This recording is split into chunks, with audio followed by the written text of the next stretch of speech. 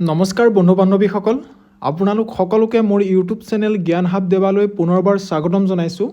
আজিৰ এই ভিডিঅ'টোত বিশেষকৈ আমি আলোচনা কৰিম DLED এণ্ট্ৰেন্স আছাম পুলিচ বা এনি কম্পিটিটিভ এক্সামৰ বাবে অতি গুৰুত্বপূৰ্ণ 30+ কুৱেশ্যনছ। গতিকে ভিডিঅ'টো শেষলৈকে চাই থাকিব বুলি আশা কৰিছোঁ। পলম নকৰি আজিৰ ভিডিঅ'টো আৰম্ভ কৰোঁ। আজিৰ ভিডিঅ'টোৰ প্ৰথম কুৱেশ্যনটোত দিয়া আছে, অসম সাহিত্য সভাৰ প্ৰতীকটো কোনে আঁকিছিল সুধিছে। এত দিয়া আছে জ্যোতিপ্ৰসাদ আগৰৱালা, অপশ্যন বিত দিয়া আছে বিষ্ণুপ্ৰসাদ ৰাভা, অপশ্যন চিত দিয়া আছে যুগল দাস আৰু অপশ্যন ডিত দিয়া আছে মঘাই ওজা। ইয়াৰে ভিতৰত কাৰেক্ট এনচাৰটো হ'ব অপশ্যন চিটো, Jugal Das is the correct answer. গতিকে অসম সাহিত্য সভাৰ প্ৰতীকটো যুগল দাসে আঁকিছিল। আমি নেক্সট কুৱেশ্যনটোলৈ আহিছোঁ। নেক্সট কুৱেশ্যনটোত দিয়া আছে, চুটিগল্প সংকলন শৃংখলৰ বাবে সাহিত্য একাডেমী বঁটা কোনে লাভ কৰিছিল সুধিছে। অপশ্যন ডি আছে Lakshminath Bezbaruah, option B doctor Bhabendranath Saikia, option C Rameswar Pathak আৰু অপশ্যন ডি হৰে কৃষ্ণ ডেকা। ইয়াৰে ভিতৰত কাৰেক্ট এনচাৰটো হ'ব অপশ্যন এটো, Lakshminath Bezbaruah is the correct answer. ইয়াৰ পাছৰ কুৱেশ্যনটোলৈ আহিছোঁ আমি। মোৰ যে কিমান হেঁপাহ নামৰ কবিতা সংকলনৰ লেখক কোন আছিল সুধিছে। অপশ্যন ডি আছে খগেন মহন্ত, অপশ্যন বি দিয়া আছে লক্ষ্মীনাথ বেজবৰুৱা, অপশ্যন চি দিয়া আছে কেশৱ মহন্ত আৰু অপশ্যন ডিত দিয়া আছে দীপালী বৰঠাকুৰ। আমি যদি ইয়াৰ ভিতৰত চাবলৈ যাওঁ, কাৰেক্ট এনচাৰটো হ'ব অপশ্যন চিটো, কেশৱ মহন্ত। মোৰ যে কিমান হেঁপাহ নামৰ কবিতা সংকলনৰ লেখক আছিল কেশৱ মহন্ত। ইয়াৰ পাছৰ কুৱেশ্যনটোলৈ আহিছোঁ আমি। জয়মতীত অভিনয় কৰা অসমীয়া চিনেমাৰ প্ৰথম মহিলা অভিনয় শিল্পী কোন আছিল সুধিছে। ইয়াৰ ভিতৰত যদি আমি চাবলৈ যাওঁ, আইদেউ সন্দিকৈটো কাৰেক্ট এনচাৰ হ'ব। Aideu Sandikai is the correct answer. ইয়াৰ পাছৰ কুৱেশ্যনটোলৈ আহিছোঁ আমি। আনন্দীৰাম দাস কোন নামেৰে জনপ্ৰিয় আছিল সুধিছে। অপশ্যন ডি আছে সংগীত সূৰ্য বুলি, বন কোঁৱৰ, গীতিকবি আৰু অপশ্যন ডিত দিয়া আছে বন গীতিকাৰ। ইয়াৰে ভিতৰত কাৰেক্ট এনচাৰটো হ'ব অপশ্যন বিটো, বন কোঁৱৰ। আনন্দীৰাম দাসক বন কোঁৱৰ নামেৰে জনা গৈছিল। আমি পাছৰ কুৱেশ্যনটোলৈ আহিছোঁ।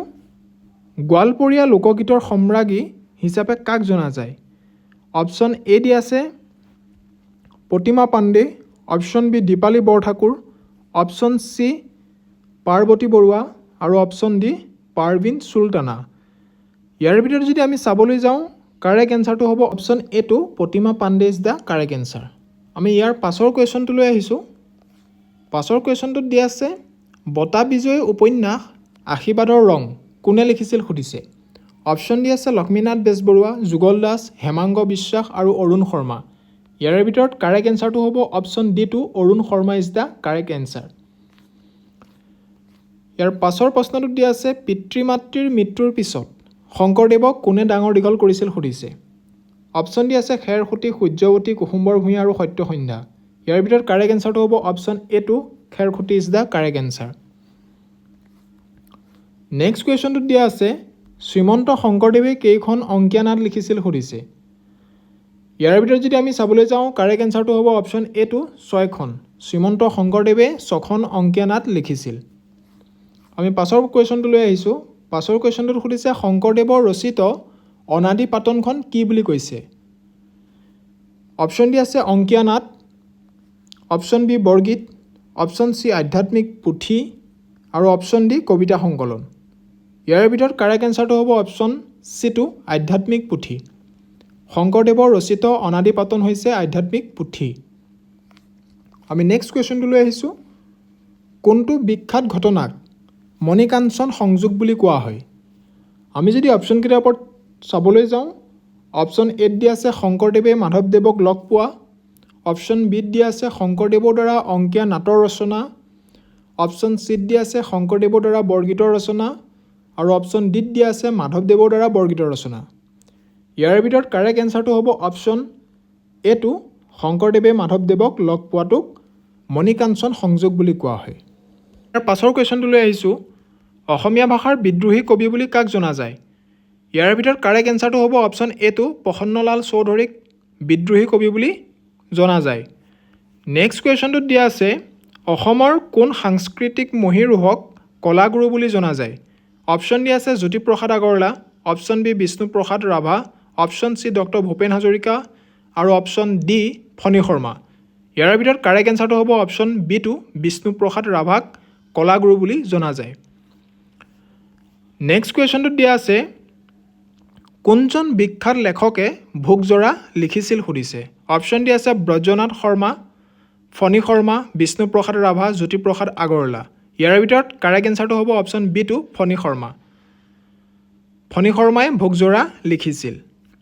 নেক্সট কুৱেশ্যনটোত দিয়া আছে প্ৰথমখন অসমীয়া চিনেমা জয়মতী নিৰ্মাণ কৰিবলৈ কোন প্ৰথমে আগবাঢ়ি আহিছিল সুধিছে। অপশ্যন ডি আছে বিষ্ণুপ্ৰসাদ ৰাভা, জ্যোতিপ্ৰসাদ আগৰৱালা, ফণী শৰ্মা আৰু ডক্টৰ ভূপেন হাজৰিকা। ইয়াৰ ভিতৰত কাৰেক্ট এনচাৰটো হ'ব option B two, Jyotiprasad Agarwala Joymoti নিৰ্মাণ কৰিবলৈ প্ৰথমে আগবাঢ়ি আহিছিল। ইয়াৰ পাছৰ কুৱেশ্যনটোত দিছে কৰম পূজা কোনে উদযাপন কৰা সুধিছে। এইটো এটা অতি গুৰুত্বপূৰ্ণ কুৱেশ্যন, প্ৰায় আমি এক্সামত আহি থকা দেখা পাওঁ। গতিকে ইয়াতে যদি আমি চাবলৈ যাওঁ অপশ্যন দি আছে কাৰ্বি, আহোম, চাহ জনগোষ্ঠী আৰু বড়ো। ইয়াৰ ভিতৰত কাৰেক্ট এনচাৰটো হ'ব অপশ্যন চি টু, চাহ জনগোষ্ঠীসকলে কৰম পূজা উদযাপন কৰে। আমি নেক্সট কুৱেশ্যনটোলৈ আহিছোঁ। শৰাই কি ধাতুৰে বনোৱা হয় সুধিছে। অপশ্যন দি আছে কাঁহ পিতল, এলুমিনিয়াম, পিতল আৰু জিংক। গতিকে ইয়াৰ কাৰেক্ট এনচাৰটো হ'ব অপশ্যন চি টু, পিতল। শৰাই পিতল ধাতুৰে বনোৱা হয়। ইয়াৰ পাছৰ নেক্সট কুৱেশ্যনটোত দিয়া আছে জাপিৰ ওপৰত সুধিছে জাপি কিহৰ প্ৰতীক ৰূপে গণ্য কৰা হয়। সন্মান, শান্তি, মৰম আৰু সমৃদ্ধি। ইয়াৰ ভিতৰত কাৰেক্ট এনচাৰটো হ'ব অপশ্যন এ টু, সন্মান। জাপিক আমি সন্মানৰ প্ৰতীক বুলি গণ্য কৰোঁ। নেক্সট কুৱেশ্যনটোত দিয়া আছে আৰণাই কোনটো সম্প্ৰদায়ৰ পৰম্পৰাগত পোচাক। এইটো কুৱেশ্যনো আমি এক্সামত প্ৰায় সুধি থকা দেখা পাওঁ। গতিকে ইয়াৰ ভিতৰত কাৰেক্ট এনচাৰটো হ'ব অপশ্যন এ টু, বড়ো। আৰণাই হৈছে বড়ো সম্প্ৰদায়ৰ পৰম্পৰাগত পোচাক। আমি নেক্সট কুৱেশ্যনটোলৈ আহিছোঁ। ভোৰতাল নৃত্যৰ প্ৰতিষ্ঠাপক বুলি আমি কাক কওঁ। Option A Shankardev, option B Bhupen Hazarika, option C Narahari Burhabhakat, option D মাধৱদেৱ। ইয়াৰ ভিতৰত কাৰেক্ট এনচাৰটো হ'ব অপশ্যন চি টু, নৰহৰি বুঢ়াভকত। ভোৰতাল নৃত্যৰ প্ৰতিষ্ঠাপক বুলি আমি নৰহৰি বুঢ়াভকতক কওঁ। নেক্সট কুৱেশ্যনটোত দিয়া আছে এইটো এটা গুৰুত্বপূৰ্ণ কুৱেশ্যন। কোন মন্দিৰত দেওধনী নৃত্য পৰিৱেশন কৰা হয় সুধিছে। দৌল গোবিন্দ মন্দিৰ নে, কামাখ্যা মন্দিৰ নে, উগ্ৰতাৰা মন্দিৰ নে, শুক্ৰেশ্বৰ মন্দিৰ। ইয়াৰ ভিতৰত কাৰেক্ট এনচাৰটো হ'ব অপশ্যন বি টু, কামাখ্যা মন্দিৰত দেওধনী নৃত্য পৰিৱেশন কৰা হয়। ইয়াৰ পাছৰ কুৱেশ্যনটোত দিয়া আছে এই দেওধনী নৃত্য কাৰ সৈতে জড়িত। হনুমান, শ্ৰী ৰাম, মা মনসা নে মহাদেৱ। ইয়াৰ ভিতৰত কাৰেক্ট এনচাৰটো হ'ব অপশ্যন চি টু, মা মনসা। দেওধনী নৃত্য মা মনসাৰ লগত ৰিলেটেড। নেক্সট কুৱেশ্যনটোত দিয়া আছে ভোৰতাল নৃত্যৰ আৰম্ভণি কোন ঠাইৰ পৰা হৈছিল সুধিছে। বিহাৰ নে, বৰপেটা নে, মাজুলী নে, বৰদোৱা। ইয়াৰ ভিতৰত কাৰেক্ট এনচাৰটো হ'ব অপশ্যন বি টু, বৰপেটা।